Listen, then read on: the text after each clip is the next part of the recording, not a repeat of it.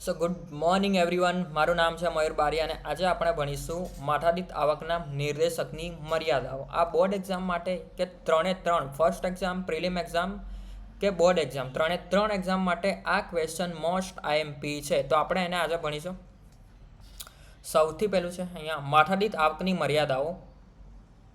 અહીંયા ટીક કરો છો. માથાદીઠ આવકની મર્યાદાઓ. માથાદીઠ આવકના નિર્દેશકની મર્યાદાઓ નીચે મુજબ છે. તો સૌથી પહેલી મર્યાદા છે કે માત્ર અંદાજો. વિદ્યાર્થી મિત્રો, શું છે? માત્ર અંદાજો. દેશમાં રાષ્ટ્રીય આવક દર વર્ષે માથાદીઠ, સૌથી પહેલાં તો આપણે દેખીશું કે માથાદીઠ આવકનું સૂત્ર શું છે. માથાદીઠ આવકનું સૂત્ર એ છે કે કુલ રાષ્ટ્રીય આવક ભાગ્યા કુલ વસ્તી. તો રાષ્ટ્રીય આવક તો દર વર્ષે ગણાય છે, પરંતુ દેશની કુલ વસ્તી છે એ દર 10 વર્ષે ગણાય છે. કેટલા? 10 વર્ષે ગણાય છે. તેથી બાકીના વર્ષોમાં માથાદીઠ આવક સાચી મળતી નથી અને વસ્તીના સાચા આંકડા પણ મળતા નથી. તેથી આ માથાદીઠ આવકના સાચા આંકડા મળતા નથી. ઓકે, તો અહીંયા મેં તમને વાંચું છું અને સમજાવું છું. દેશની રાષ્ટ્રીય આવક દર વર્ષે ગણાય છે. ઓકે, તેથી તેના આંકડા આપણને લગભગ સાચા મળી રહે છે. ઓકે, આ સાચું છે. અહીંયા તમે ટીક કરજો. 1 માર્ક્સમાં પૂછાઈ શકે છે કે રાષ્ટ્રીય આવક દર વર્ષે ગણાય છે. શું? રાષ્ટ્રીય આવક દર વર્ષે ગણાય છે. ઓકે, પરંતુ દેશની વસ્તી દર વર્ષે ગણાતી નથી. ભારતમાં વસ્તી દર 10 વર્ષે ગણાય છે. વસ્તી કેટલા? 10 વર્ષે ગણાય છે ભારતમાં. આ પણ અહીંયા ટીક કરજો. આ પૂછાઈ શકે છે 1 માર્ક્સમાં.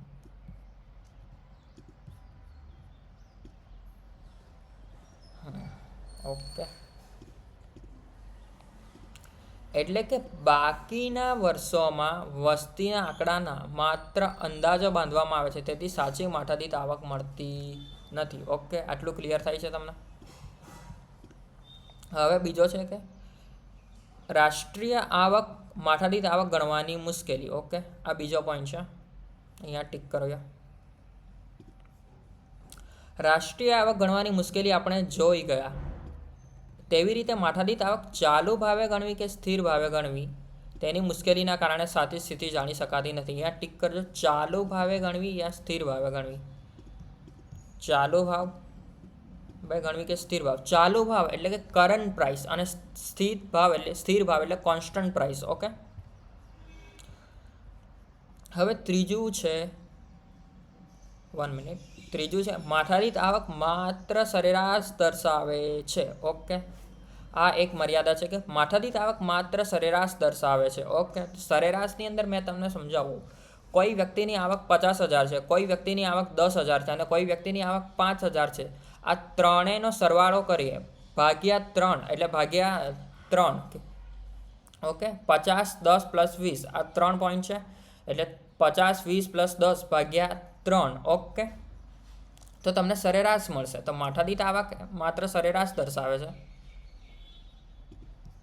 માથાદીઠ આવક એ માત્ર સરેરાશ દર્શાવે છે. આ સરેરાશના આધારે કોઈ નિર્ણય લઈ શકાતો નથી. દેશોના વિકાસની કક્ષા જાણી શકાતી નથી. જો માથાદીઠ આવક વધે અને દેશમાં આવકની વહેંચણી સમાન રીતે થાય તો આર્થિક વિકાસ થયો છે તેમ કહેવાય, અને જો વહેંચણી અસમાન રીતે થાય તો આર્થિક વિકાસ થયો નથી તેમ કહેવાય. તેથી આપણે માથાદીઠ આવકરૂપી નિર્દેશક ખામી ભરેલો ગણાય છે. ઓકે, મેં અહીંયા ટીક કરાવું એ ટીક કરજો પેનથી. જો માથાદીઠ આવક વધે અને દેશમાં આવકની વહેંચણી સમાન રીતે થાય તો જ આર્થિક વિકાસ થયો છે તેમ કહેવાય. જો વહેંચણી અસમાન રીતે થાય તો વિકાસ થયો નથી તેમ કહેવાય. ઓકે, હવે ચોથું છે સરખામણીની મુશ્કેલી. ઓકે, સરખામણીની મુશ્કેલી.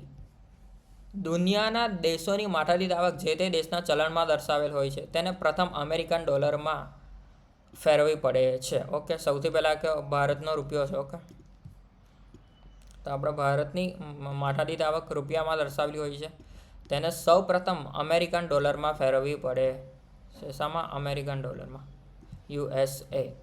ઓકે, હવે આપણે આગળ દેખીએ કે કયા દેશનો આર્થિક વિકાસનો ફેરવવી પડે, ત્યારબાદ સરખામણી કરી શકે કે કયા દેશનો આર્થિક વિકાસનો દર ઊંચો છે કે નીચો છે.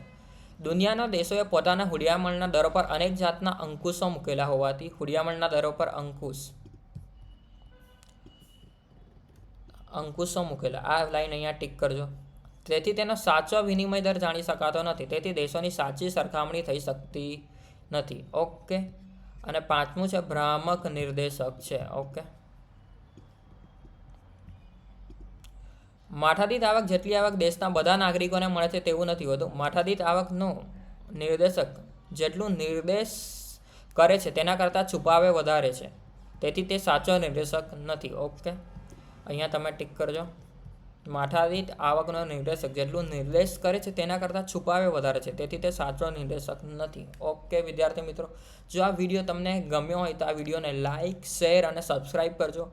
આપણે મોસ્ટ ઓફ સિલેબસ કવર કરવાના છે. ઓકે. હવે આપણે મળીશું આગલા વિડીયોમાં, અને આ વિડીયોને લાઇક, શેર અને સબસ્ક્રાઈબ કરજો. ઓકે. Thank you.